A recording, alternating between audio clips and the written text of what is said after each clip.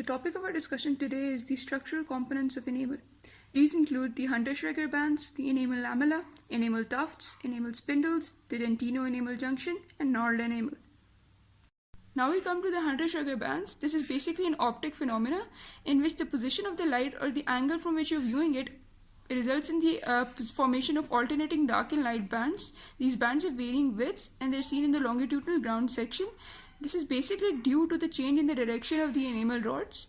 It begins from the dentino-enamel junction and passes outward, but it ends at some distance from the outer enamel surface, unlike the enamel rods, which end at the enamel surface.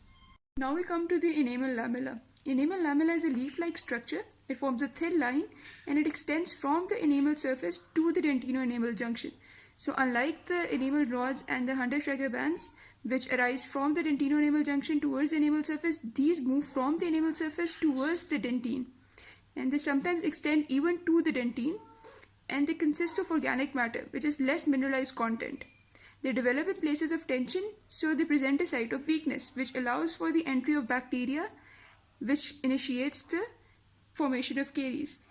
And there are three types of lamella, type A, B, and C. Type A is the lamella, which is composed of poorly calcified rod segments. Type B is the lamella, which is consisting of degenerated cells. And type C is the lamella, which arises in erupted teeth, where the cracks are filled with organic matter. This organic matter comes from the saliva. Now we come to the enamel tufts. Enamel tufts resemble tufts of grass, which present a narrow and ribbon-like appearance. And just like enamel prisms and Hunter-Schrecker bands, they extend from the dentino-enamel junction towards the surface of enamel.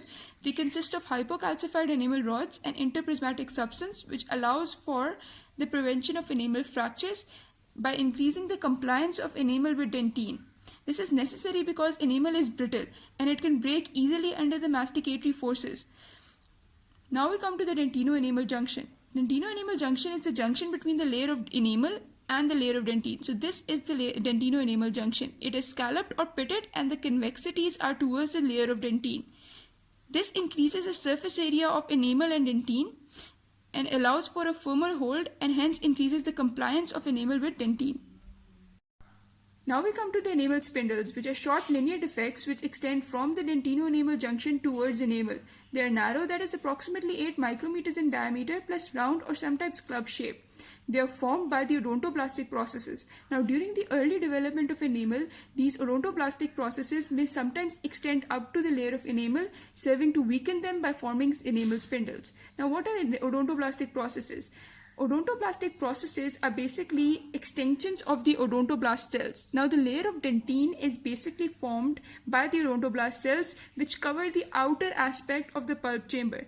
These odontoblast cells have odontoblastic processes that extend up to the layer of dentine.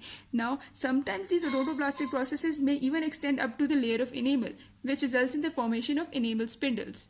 Now, knurled enamel is basically a complex arrangement of twisted enamel rods which covers the cuspal aspects.